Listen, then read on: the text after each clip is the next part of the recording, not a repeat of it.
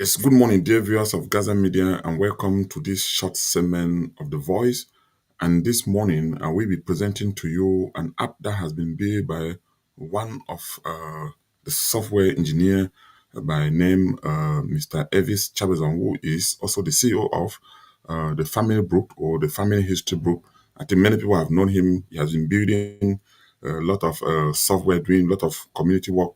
I think one of his projects that all of you already know was the family history, where especially where people could subscribe and able to know their family linkage.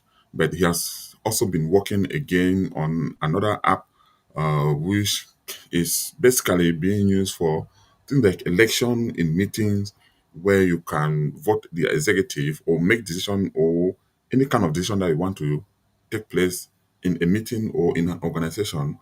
You can use that app to predict for people to just go onto their cell phone or to their iPad and vote, and you will see the result being displayed exactly. Of course, the world is changing to technology. Everything now is very digital, and so he's behind the scene working in most of that. I would like to bring him on the screen so that we'll talk about how he conceived the ideas of this app, and finally we will then see how that app, the test trial that is being used in the current presidential election in Cameroon that is scheduled to take place on Sunday, October 12th, 2025. And we will be able to see the prediction of what the people are thinking in that direction. So let me bring in Mr. Elvis Chabezan. Mr. Elvis, good morning and welcome to Gaza Media. Good morning, Dr. Ernest, and thank you for having me in Gaza Media today. Yes. So, yes, Mr. Elvis, you've been working on software. I mean, that is your field of expertise. You have so many projects. Um, before we start on the new project that you are currently testing now, how is the family history book doing? Yeah, thank you for asking me that question. A lot of people have been waiting for Family Book second version. It's currently on the testing phase, and hopefully before the end of this year, we'll launch the version 2 of the Family Book, which will come with a lot of features. People will be able to use their cell phones to manipulate, input their family data, digitalize everything that you can sit anywhere, open it, and get to know your families and introduce it to your children and all other relatives. Yes, yes, Elvis, I know at some point we'll also talk of digitalizing kind of medical history. I know that was some of the project that maybe that need a lot of financing, a lot of resources. Have you engaged in that project as well, or not yet? Since the first version of Family Book had some we discovered that we had to rectify some issues in building files and building a family tree. So when the version 2 comes up, that's when we'll get into digitalizing medical history, which is our next project in family book. Maybe that will come up in version 3 of the family book. So we are actually, it's on our agenda, but we are not working on it now. Okay. Yes. Okay. Now let's go now to this new project that you started a couple of months ago, and we've talked about it, and it was medically mainly to maybe use in election, a pool where people could sit even at home, or because of digitalization now, people now do conference call. People don't even need to go to a physical meeting where people can actually elect their president or take any decision. Say, for example, if they want to vote for a particular budget, say there are two budget, a budget of 5,000 and 7,000, people can just, you could put that in and people will vote and choose whichever budget.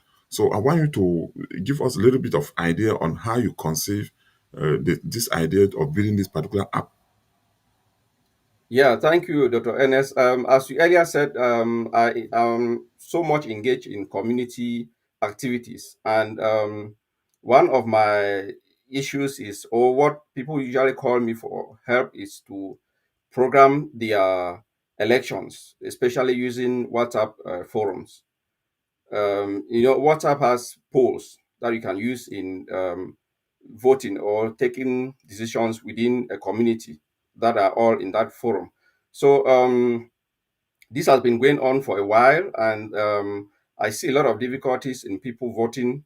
And I see the disadvantage of the WhatsApp polls, which is you have to belong to that forum. When you vote, somebody can easily know who is voting who. So it makes the election not fair enough.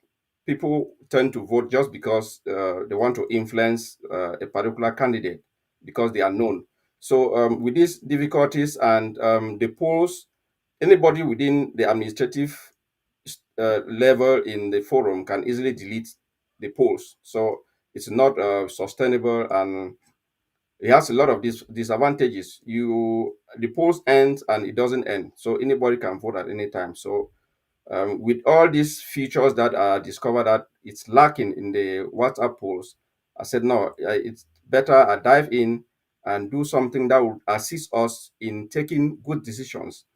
Secondly, we have a very vibrant community that has leaders, good leaders, and to select good leaders that will lead our community, we need a system that will be as the voice of those who cannot be heard, which is an app like this that will help people to decide their own leaders, decide their own decisions making within their own community. It must not be electing people, decisions making within a community in either from agriculture to any decision that you can make within your community. This app is right for you guys.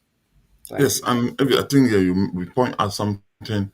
One of the shortcomings that was on the WhatsApp pool that will normally use the idea that the influence of people may retaliate, because even when somebody may be a close friend of mine or a family person of mine, that I know that that person does not have good leadership skill, but because I'm afraid of retaliation, I'm forced to vote for him, but under which, if it were the kind of a secret voting, because it's like more like kind of secret ballot, you don't know who is voting. Even when I cast my vote, you will not know for whom I vote for.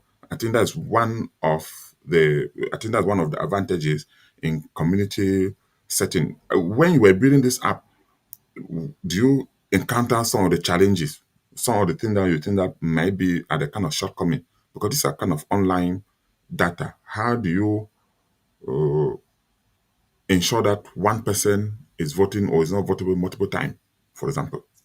Yeah, thank you again for that question, which is very important. I did a lot of research in from companies that have been working in these apps for decades, like SurveyMonkey. This app has three versions or three groups: for public polls, for members who registered or who registered within the app, and for invitees. So when I was building this app, I thought going in for anonymous voting, it's very easy. And but While building it, I discovered that it's the way, because this app is specifically done for phones and laptops, and the way phones are built, phones are in different levels, which is very difficult for you to get an IP of a phone because it changes as you load your browsers. So voting without using candidates to vote that you not have their ID, it's very difficult. So for public polls, they are anonymous. You have to vote without disclosing your ID. Now the difficulties with the public polls is they are just predictions. They might not be real. So public polls cover just 90% of the predictions. Now we have meeting members or invitees. How do meeting members vote with uh, with without their disclosing their identity? Now I use And a ensuring that, and also ensuring that only one member vote in that particular organization or in that particular meeting. yes. So now I use a double blind from clinical studies system that if we are in a meeting, we want to vote, we assigned numbers to to meeting members. Now, within the app, when you vote, you include that number. That number is not, it doesn't identify you, but that number is just to identify that only one person is using that particular number. Now, in the election result, you have just the result without any number attached to it. So, if we are 10 of us in the room or in a meeting, we say choose number from 1 to 20. Everybody says he has taken a number. So when you are voting, you put your number 10. We know that that number 10 can vote only once. So this is the system in within the app that um, tries to see that each identity has only one vote. Mhm. But the system is not applicable to anonymous vote in the public. Okay, so if I'm understanding you well, say in an organization of say 20 members, you assign random number. If people are not in the same meeting, if I take say number 15, can somebody else pick that number? No, you pick just one number. But somebody does not even know which number I'm picking. We Yes, just okay. yeah, it's still a ballot number. You Mm-hmm. pick your number, then you don't, even if you decide, you say your number, you say your number out in the app, the number doesn't appear, Yeah. but you use that number to validate your vote. But if somebody has already used that number, I cannot use that number again. I need to take for need Yes, to look for a yes, different if number. somebody has used the number, you cannot use the number again. Yes, because I think that's one of the challenges that at least if we are able to make sure to ensure that only one person is voting at a time, I think that will be a good uh, prediction or a good result, especially when you want to, especially in the meeting where the election are real. You really want it's not like pulling in kind of presidential or political election where you are doing prediction before the real election. Yes, in other systems, people could wish to use within a setting. People can use their phone numbers to validate their polls or their Mhm. voting, or use their names. But that will Okay. depend on different settings. So the app is also programmed in such a way that if you contact me or contact us to customize it according to your own setting. If you want that your members will use by their name, they will use by their phone number, or they will use random numbers, you can also customize it. Okay, I think in due time we'll really get into all of that so that we'll be able to see in terms of purchasing packaging or a packet, how much it will cost, or depending on the number. If we say in the meeting we're about 50 of us, then in another organization there are 100 people, how much would that cost people to buy to run an election and to secure election for how long the result can come out and etc. But now you did a test trial. Let's talk about the test trial you did for the election in Cameroon, uh, where you were using prediction to to see the direction in which election was going. So, were you able to reach out to many people? Yeah, it was this, since it's a test trial. People are not aware of this app. So the only opportunity that I could use is to get to WhatsApp forums, post the link, and maybe send some pictures for people to understand what is going on and then vote. And for me not to influence people, I really didn't go out with any presentation to tell people what is going on. But I just wanted people to see if they are inquisitive to vote. They log in, or they click the link. You don't need to log into the app before you vote. You just click on the link, then you vote. So I did this to many forums, and about 80 something people voted for the prediction for the election of the presidential election in Cameroon, which is coming up on Sunday, 12th October. So 84 people voted. Yes, and I can see the graph that we are displaying here on the screen here. I think the blue line that is showing Isa Chiruma with over 77% of the vote. Then you see Libby with 4%. There are some other people here. That is Camto Pierre, 0%. So, yeah, my question to you was that, uh, okay, you stated that you didn't really want to inform people what was going on and what was happening. So if we're like in the real world, if people were able to say they vote, so we can use this as a prediction for to know exactly where the direction of the election would go. Yes, definitely. People were inquisitive and read what I sent and voted. They actually expressed their mind, and from the prediction, you know that the message that Chiroma is sending out, it's convincing enough, and people want change. So I think what he is doing actually now, it's these polls will prove that he's doing very well in the elections, in the campaign, and if people continue, if his message resonates as it is now with people, it means come Sunday, 12th October, he will resonate as the winner of the elections. So I think this transmit a lot of information to people who will be voting on Sunday. Yes, okay. By the way, dear viewers, as a disclaimer, these are all predictions that were set. Yeah, this was conducted independently without the influence of any person. Uh, at this point in time, we do not even know who are those people predicting. It could be anywhere around the world who is following up with the election in Cameroon, who has gone online and said, "Oh, we love Icha Churuma." So that is what polling during election always says. People can say, "Oh, we love this person." Maybe they may not even go out to vote, but actually, it is showing the direction in which, like you said, the campaign or Isha Churuma is the one doing well now in the campaign. So, Evie, do you want to talk a little bit more on the packaging? If, say, somebody were to, because people listening to you now, sometime during the end of the year, like December, people may want to, maybe where they have to do election in their meeting, they want to vote a budget, they want to do stuff towards the end of the year. Yes, before that, before mentioning the packages in for each how much to pay if you're using this app.